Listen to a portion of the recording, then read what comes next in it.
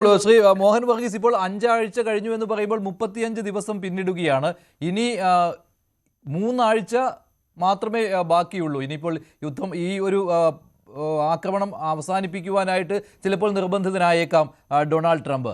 2 ആഴ്ച കൂടി നീളുമെന്നൊക്കെ രീതിയിലുള്ള പ്രതികരണങ്ങൾ അദ്ദേഹത്തിൻ്റെ ഭാഗത്തുനിന്ന് പലതവണയായിട്ട് ഉണ്ടാകുന്നുമുണ്ട്. പക്ഷേ ഇറാൻ ഒരു തരത്തിലും വഴങ്ങുന്നില്ല എന്നല്ലേ കാണേണ്ടത്? 90% സൈനിക ശക്തിയും നശിപ്പിച്ചുവെന്ന് അമേരിക്ക പെൻറ്റഗൺ അവകാശപ്പെടുകയാണ് ഇറാൻ്റെ. പക്ഷേ അതേ സമയത്ത് തന്നെയാണ് അവർ ആക്രമണം അഴിച്ചുവിടുന്നതും ഇറാൻ തിരിച്ച് ആക്രമണം നടത്തുന്നതും ഗൾഫ് മേഖലയിലേക്ക്. അപ്പോൾ ഇത് അവസാനിക്കുന്നത് ഈ 60ാമത്തെ ദിവസമായിരിക്കും എന്നാണോ കണക്കാക്കേണ്ടത്?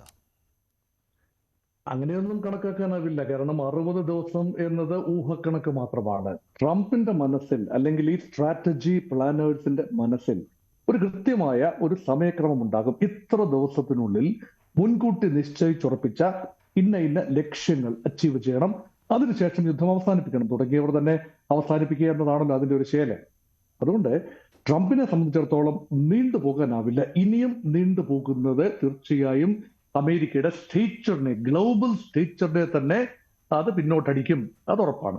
അതുകൊണ്ടാണ് ഈ ക്ലെയിംസ് ആണ്, ടോൾ ക്ലെയിംസ്. അത് ട്രംപ് എക്കാലത്തും വളരെ ഉള്ളതിനേക്കാൾ കൂട്ടി പറയുന്ന ഒരാളാണ്, ടോൾ ക്ലെയിംസ്. അപ്പൊ അദ്ദേഹത്തിന്റെ ക്ലെയിമുകൾ വെച്ചാൽ അദ്ദേഹത്തെ സർവാധികാരിയായി, പരമോന്നത നേതാവായി ഇറാന്റെ ജനത സ്വീകരിച്ചു, തങ്ങളെ നയിക്കാൻ കടന്നു വരൂ എന്നൊക്കെ പറയുമ്പോൾ ഇത് ആരോടാണ് പറയുന്നത്? അപ്പൊ അങ്ങനെയുള്ള ക്ലെയിംസ്, അതുകൊണ്ട് നട്ടാൽ മുളയ്ക്കാത്ത നുണകൾ, ആ തരത്തിലുള്ള രീതി പറയുമ്പോൾ അമേരിക്കൻ പ്രസിഡന്റിന്റെ ക്രെഡിബിലിറ്റിയാണ് അവിടെ ക്വസ്റ്റ്യനബിൾ. അതുകൊണ്ട് മാത്രമല്ല, ഇറാന്റെ കേപ്പബിലിറ്റിയുടെ 90% ഡെസിമേറ്റഡ് ആയി എന്ന് പറയുമ്പോൾ ഇപ്പോഴും ഇറാൻ പൊരുതി നിൽക്കുന്നു. അത് മാത്രമല്ല, ഇന്നത്തെ റിപ്പോർട്ടുകൾ വിശ്വസിക്കാമെങ്കിൽ ഒരു അമേരിക്കൻ സ്റ്റെൽത്ത് വിമാനം, F-35 കാറ്റഗറിയിലുള്ള ഒരു വിമാനം കൂടി താഴെ വീണു, മധ്യ ഇറാനിൽ തകർന്നു വീണു എന്ന രീതിയിൽ റിപ്പോർട്ടുകളുണ്ട്. അൺകൺഫേംഡ് റിപ്പോർട്ടുകളാണ്, പക്ഷേ അത് ശരിയാണ് എങ്കിൽ കാര്യമായ നാശനഷ്ടങ്ങൾ അമേരിക്കയ്ക്കും ഉണ്ടാകുന്നുണ്ട്. അതുകൊണ്ട് ഇറാനെ അണ്ടർ എസ്റ്റിമേറ്റ് ചെയ്തുകൊണ്ട് നടത്തിയ യുദ്ധമാണ്. ഇപ്പോൾ ആ അണ്ടർ എസ്റ്റിമേഷൻ കുറച്ചുകൂടെ ഒരു ബാലൻസ്ഡ് ലെവലിലാകുന്നു. അങ്ങനെയെങ്കിൽ യുദ്ധം അവസാനിപ്പിക്കണമെങ്കിൽ ഇറാൻ വേദനിക്കണമല്ലോ. അങ്ങനെ വേദനിക്കണമെങ്കിൽ പൂർണ്ണമായ കരയുദ്ധം സാധ്യമല്ല എങ്കിൽ ഖാർഗ് ദ്വീപ് 90% ഇറാന്റെ എണ്ണ കടന്നു പോകുന്ന പോയിന്റാണ്. ആ ഖാർഗ് ദ്വീപ് കീഴടക്കാൻ ഒരു പക്ഷേ അത്ര ബുദ്ധിമുട്ടില്ലായിരിക്കും. ഇറാന്റെ മെയിൻലൻഡ് കീഴടക്കുന്നതിനേക്കാൾ എത്രയോ എളുപ്പമാണ്. ഒരു ചെറിയ ഏതാണ്ട് 20-25 ചതുരശ്ര കിലോമീറ്റർ മാത്രമുള്ള ഖാർഗ് ഐലൻഡിലേക്ക് സൈന്യങ്ങൾ, മെറീനുകളെ കേന്ദ്രീകരിക്കുക, ആംഫീബിയൻ ഓപ്പറേഷനിലൂടെ അവിടം പിടിച്ചെടുത്താൽ അത് വെച്ച് വിലപേശാനാകും. പക്ഷെ ഇറാൻ വിലപേശുന്നത് അതിനേക്കാൾ എത്രയോ വലിയ ഒരു സ്ട്രാറ്റജിക് പോയിന്റിന്റെ നിയന്ത്രണം ഡി ഫാക്ടോ ഏറ്റെടുത്തുകൊണ്ടാണ് ശ്രീ മഞ്ജുഷ് ഇറാൻ നിയന്ത്രിക്കുന്നത്. നോക്കൂ, ഹോർമൂസിലൂടെയാണ് കടന്നു പോകുന്നത്.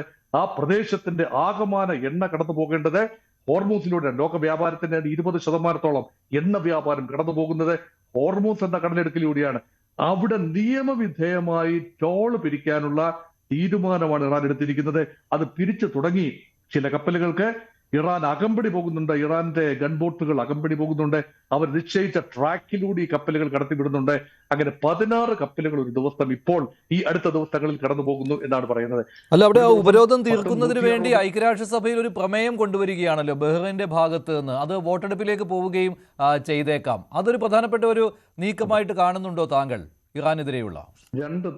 രണ്ട് ശ്രീ മഞ്ജുഷ്, 2 നയതന്ത്ര നീക്കങ്ങൾ ഉണ്ടായി. ഒന്ന്, ഈ ബഹ്റൈന്റെ ഭാഗത്തു നിന്നുള്ള ഒരു നയതന്ത്ര നീക്കം. അതിന്റെ ഭാഗമായിട്ടാണ് ഐക്യരാഷ്ട്ര സംഘടനയിൽ ആ വിഷയം കൊണ്ടുവരികയാണ്. ആ വിഷയം കൊണ്ടുവന്നാൽ അതിനർത്ഥം ഈ രാജ്യങ്ങൾ ഏക മനസ്സോടുകൂടി വോട്ട് ചെയ്യുകയാണെങ്കിൽ അതിലേക്ക് കടന്നു പോകുന്ന ഏതെങ്കിലും രാജ്യത്തിന്റെ, ഗൾഫ് രാജ്യങ്ങളുടെയോ മറ്റേതെങ്കിലും പുറം രാജ്യങ്ങളുടെയോ കപ്പലുകൾ ആക്രമിക്കപ്പെട്ടാൽ അവർക്ക് തിരിച്ചടിക്കാനുള്ള അവകാശം ഉണ്ടായിരിക്കും എന്നതാണ് പ്രമേയത്തിന്റെ ഇതിവൃത്തം. അത് ഒരുപക്ഷെ റഷ്യയുടെയും ചൈനയുടെയും വീറ്റോ ഉണ്ടാകാനുള്ള സാധ്യതകൾ ഉണ്ട്. അത് തകൃതിയായ നെഗോസിയേഷൻസ് ആണ്. ഗൾഫ് രാജ്യങ്ങളും റഷ്യയും ചൈനയുമായി തകൃതിയായ ഡിസ്കഷൻ, നെഗോസിയേഷൻ നടക്കുന്നു. അതൊരു വശം. 2, ബ്രിട്ടന്റെ നേതൃത്വത്തിൽ, ഗ്രേറ്റ് ബ്രിട്ടന്റെ, UK നേതൃത്വത്തിൽ കെയർ സ്റ്റാമർ വിളിച്ചു കൂട്ടുന്ന ഒരു സമ്മേളനമുണ്ട്. 40 ലോകരാജ്യങ്ങൾ, അമേരിക്ക ഒഴികെയുള്ള രാജ്യങ്ങളാണ്, 40 പ്രധാനപ്പെട്ട രാജ്യങ്ങളുടെ പ്രതിനിധികൾ. ഇതിനൊരു പരിഹാരം ഉണ്ടാകണം. അമേരിക്കയ്ക്ക് തുടങ്ങി വയ്ക്കാനേ ആവൂ, അവസാനിപ്പിക്കാനാവില്ല എങ്കിൽ തങ്ങളുടെ താല്പര്യമാണ്, ലോകത്തിന്റെ ആകമാന താല്പര്യമാണ്, അവസാനിപ്പിക്കണം. അങ്ങനെ ഒരു ചർച്ച ഉണ്ടാകുന്നുണ്ട്. അതുകൊണ്ട് ഇവിടെ അമേരിക്കയെ സംബന്ധിച്ചിടത്തോളം ഇന്നല്ലെങ്കിൽ നാളെ ലക്ഷ്യങ്ങൾ പൂർത്തിയായി എന്ന് ഏകപക്ഷീയമായി പ്രഖ്യാപിച്ചിട്ട് പോകാൻ സാധിക്കും. അങ്ങനെ പോയാലും ചവിട്ടി കുടച്ചിടുന്ന ആ ഒരു പ്രദേശത്തെ ഇറാൻ എങ്ങനെയാണ് ഭാവിയിൽ കാര്യങ്ങൾ കൈകാര്യം ചെയ്ത? ഇതൊരു ഇറാൻ യുദ്ധം തുടങ്ങുന്ന സമയത്തെ ടോൾ പിരിവൊന്നും ഉണ്ടായിരുന്നില്ലെന്ന് ഓർക്കണം. യുദ്ധത്തിന്റെ ഇടയ്ക്ക് വെച്ചെടുത്ത തീരുമാനമാണ് ഹോർമൂസ് കടലെടുക്കുന്ന മേൽ തങ്ങൾക്കും ഒമാനും മാത്രമായിരിക്കും നിയന്ത്രണം. അവിടെ UAE ഒഴിവാക്കി. UAEയുടെയും ഒമാന്റെയും മണ്ണാണ് ഹോർമൂസിലേക്ക് തള്ളി നിൽക്കുന്നത്. അതുപോലെ ഇറാന്റെ ഭാഗത്ത് ഒരു കർവാണുള്ളത്. അതുകൊണ്ട് ഇറാനും ഒമാനും ചേർന്ന് ഹോർമൂസിനെ നിയന്ത്രിക്കും എന്ന രീതിയിലുള്ള സംസാരമാണ് കേൾക്കുന്നത്. യഥാർത്ഥത്തിൽ മിസൈലുകൾ ലോഞ്ച് ചെയ്യാൻ എളുപ്പമാണ്. കരയിൽ സാഗ്രോസ് മൗണ്ടൻസിന്റെ വാലിയിൽ നിന്നുകൊണ്ട് ഹോർമൂസ് കടലിലേക്ക് കടന്നു പോകുന്ന കപ്പലുകൾ ഹോസ്റ്റൈൽ കപ്പലുകളാണെങ്കിൽ, അമേരിക്കയുടെയോ ഇസ്രായേലിന്റെയോ അനുകൂല രാജ്യങ്ങളുടെയോ കപ്പലുകളാണെങ്കിൽ മിസൈലുകൾ ലോഞ്ച് ചെയ്യാം. വേണമെങ്കിൽ മൈനുകൾ നിരത്തിക്കൊണ്ട് അപകടപ്പെടുത്താം കപ്പലുകളെ.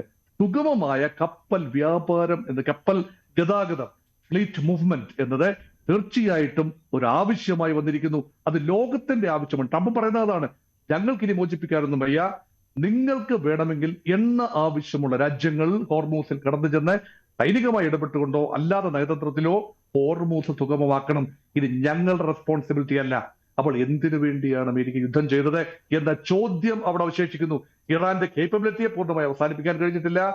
ആണവ ശേഖരം ഇപ്പോഴും അവിടെയുണ്ട്. ഏതാണ്ട് 450 കിലോഗ്രാമോളം 10 ബോംബുകളോളം ഉണ്ടാക്കാൻ കഴിയുന്ന ആണവ ശേഖരം ഒരുപക്ഷെ ഇസ്ഫഹാന്റെ മണ്ണിനടിയിൽ വളരെ ബങ്കർ ബസ്റ്ററിനൊക്കെ 60 മീറ്റർ മാത്രമേ താഴേക്ക് പോകാനാവൂ. ഒരുപക്ഷെ 400-500 മീറ്റർ അടിയിൽ സുരക്ഷിതമായ കേന്ദ്രത്തിൽ അതിരിക്കുന്നു. ഒരു കമാൻഡോ ഓപ്പറേഷനിലൂടെ അത് സെക്യൂർ ചെയ്യാൻ അമേരിക്ക ഒരു ശ്രമം നടത്തിയാൽ കാഷ്വാലിറ്റി ഉണ്ടാകുമെന്നത് ഉറപ്പാണ്. അതുകൊണ്ട് ഒരു പ്രഖ്യാപിത ലക്ഷ്യങ്ങൾ ഒന്നും തന്നെ നടക്കുന്നില്ല. റെജിം ചേഞ്ച് നടന്നു എന്നാണ് ഇപ്പൊ അമേരിക്ക ക്ലെയിം ചെയ്തിരിക്കുന്നത്. എന്ത് നടന്നു എന്നാണ് പറയുന്നത്? 48 പേര് ഒന്നാം ദിവസം വധിച്ചു, അയത്തുള്ള അലി ഖുമൈനി ഉൾപ്പെടെ.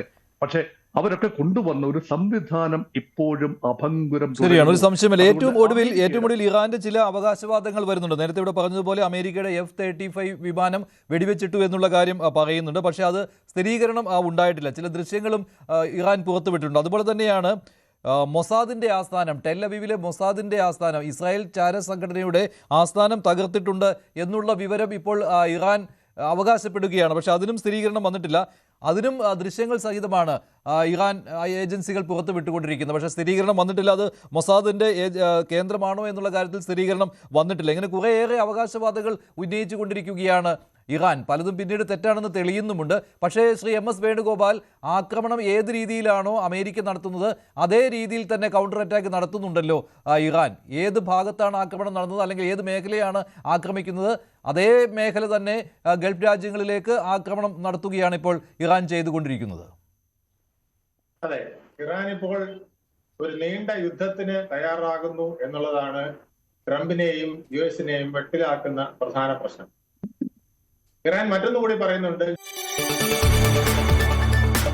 കൂടുതൽ വാർത്തകൾക്ക് News 18 കേരളം യൂട്യൂബ് ചാനൽ സബ്സ്ക്രൈബ് ചെയ്യുക.